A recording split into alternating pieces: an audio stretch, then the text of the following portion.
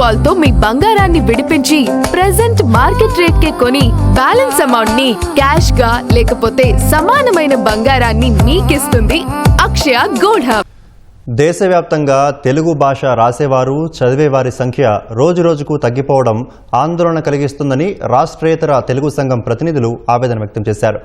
గుంటూరులో జరుగుతున్న 3వ ప్రపంచ తెలుగు మహాసభలకు గుజరాత్, రాజస్థాన్, పశ్చిమ బెంగాల్, మహారాష్ట్ర, కర్ణాటక, తమిళనాడు తదితర రాష్ట్రాల ప్రతినిధులు హాజరయ్యారు. తెలుగు రాష్ట్రాల ప్రభుత్వాలు ఇతర రాష్ట్రాల్లోని తెలుగు వారికి తెలుగు భాష చేరువయ్యేలా చర్యలు తీసుకోవాలని కోరారు. తెలుగు రాష్ట్రాల్లోనే కాకుండా దేశంలోని ఇతర రాష్ట్రాల్లోని విద్యార్థులు తెలుగు భాష నేర్చుకునేందుకు ప్రోత్సాహం అందించాలంటున్న రాష్ట్రేతర తెలుగు సంఘం ప్రతినిధులతో మా ప్రతినిధి వీరాంజనేయులు ముఖాముఖి. గుంటూరు కేంద్రంగా జరుగుతున్న 3వ ప్రపంచ తెలుగు మహాసభలకి చక్కటి ఆదరణ లభిస్తుంది. ఎటు చూసినా కూడా భాషాభిమానులు, కళాభిమానులు, సాహితీ ప్రియులతో ఈ ప్రాంగణం అంతా కూడా కలకల్లాడుతుంది. ప్రస్తుతం మనతో వివిధ రాష్ట్రాల నుంచి గుజరాత్, అదేవిధంగా రాజస్థాన్, పశ్చిమ బెంగాల్, కర్ణాటక, ఇలా మహారాష్ట్ర తదితర ప్రాంతాల నుంచి వచ్చిన ఎంతోమంది కవులు, సాహితీ ప్రియులు మనతో ఉన్నారు. వారిని అడిగి ఈ యొక్క మహాసభలు ఎలా జరుగుతున్నాయి, వాటి యొక్క విశేషాలను వారి మాటల్లోనే తెలుసుకుందాం. ముఖ్యంగా ప్రపంచ తెలుగు మహాసభలను చూసిన తర్వాత చాలా సంతోషం అనిపించింది. వీళ్ళ సపోర్ట్ మాకు చాలా ఉంది. రాష్ట్రీయ తెలుగు సమాఖ్యది. మేము రాజస్థాన్లో ఎన్నో సాంస్కృతిక కార్యక్రమాలు పిల్లలకు, ముఖ్యంగా ఇక్కడ ఆంధ్ర వాళ్ళకి నేను చెప్పదలుచుకున్నది ఏంటంటే, ఇక్కడ మెడికల్ కాలేజ్, ఇంజనీరింగ్ కాలేజ్ అన్నింటిలో ఫీజులు ఎంతైతే ఉంటాయో దాంట్లో సగం మాత్రమే అక్కడ మనకి రాజస్థాన్లో. మా దగ్గర 5,000 మంది తెలుగు స్టూడెంట్లు ఉన్నారు. ఖర్చు చాలా తక్కువ. ఇక్కడ దాంట్లో సగం. అందుకనే ఇక్కడ వాళ్ళందరూ కూడా అక్కడికి వస్తున్నారు. కాబట్టి మీరు తెలుగు వాళ్ళందరికీ ఈ ముక్క రాసి తెలుగు వాళ్ళకి సహాయం చేయమని మిమ్మల్ని అందరినీ ప్రార్థిస్తున్నాను. నా పేరు ప్రసాద్. నేను గుజరాత్ నుంచి వచ్చాను, అహ్మదాబాద్ నుంచి. అక్కడ ఎన్నో సుమారు 200 సంవత్సరాలుగా తెలుగువారు వెళ్ళి స్థిరపడ్డారు, కార్మికుల కింద స్థిరపడ్డారు. ఒకప్పుడు తెలుగు స్కూళ్ళు ఉండేవి కానివ్వండి, ఇప్పుడు తెలుగు స్కూల్స్ లేవు.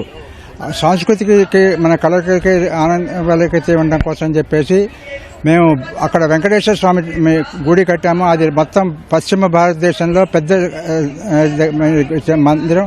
అది తెలుగువారి కేంద్రం కింద వెలుసులుతుంది. అలాగే ఏంటంటే, తెలుగువారి ప్రపంచంలో ఉన్న తెలుగులో వాళ్ళలో 40% ఇతర రాష్ట్రాల్లో ఉన్నారు తెలుగు జాతీయుల కింద. కానీ వారెవరికి తెలుగు రాదు. రాయటం తెలిసిన వాళ్ళు కనీసం 10 లక్షలు 20 లక్షల కంటే కూడా ఎక్కువ మంది ఉండరు. ఎప్పుడైతే మనకి భాష నశిస్తుందో ఇది అవుతుంది. నా పేరు రాళ్లపల్లి సుందర్రావు. నేను ఖరగ్పూర్, వెస్ట్ బెంగాల్ నుంచి వచ్చాను.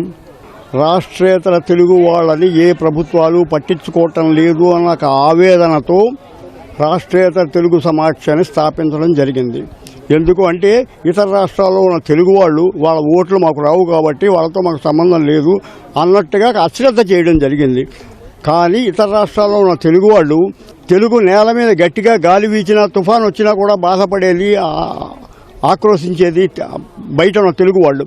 అందుకని చెప్పి మేము కోరుకునేది, రాష్ట్రేతర తెలుగు వాళ్ళని కూడా మీరు పట్టించుకోండి, మేము కూడా తెలుగు మాతృభూమికి చెందిన వాళ్ళమే అన్న ఒకే ఒక కారణంతో రాష్ట్రేతర తెలుగు సమాఖ్య అన్న ఆలోచన వచ్చింది.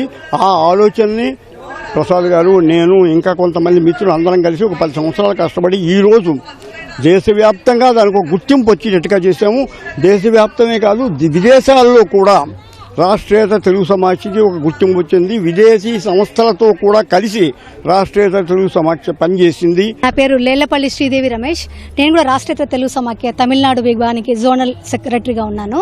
అలాగే సాహిత్య విభాగానికి కూడా కన్వీనర్గా ఉన్నాను. మన మాతృభాష మనం నేర్చుకోవాలంటే మన ఇంట్లోంచే మొదలవ్వాలండి. మన తల్లిదండ్రులకు ఆ శ్రద్ధ ఉండాలి. మనం నేర్పితేనే మన పిల్లలకు వస్తుందండి. రాష్ట్రేతర ప్రాంతంలో ఇంతకుముందు మేము చెప్పినట్టు ఆ రాష్ట్ర ప్రాంత భాష మీద ప్రాముఖ్యత ఎక్కువ ఉంటుంది. ఇప్పుడు తమిళనాడులో ప్రభుత్వం తీసుకున్నారనుకోండి, వాళ్ళు సెన్సెస్కి వచ్చినప్పుడు మేము తెలుగు వాళ్ళమని చెప్పరు, తమిళ వాళ్ళని చెప్తున్నారు. దానివల్ల తెలుగు వాడి సంఖ్య తగ్గిపోతుంది. ఇతర రాష్ట్రాలు ఉన్న వాళ్ళు సెన్సెస్ కోసం వచ్చినప్పుడు మీరు తెలుగు వాళ్ళని తప్పకుండా చాటి చెప్పాలి. అప్పుడు తెలుగు సంఖ్య ప్రపంచానికి తెలుస్తుంది.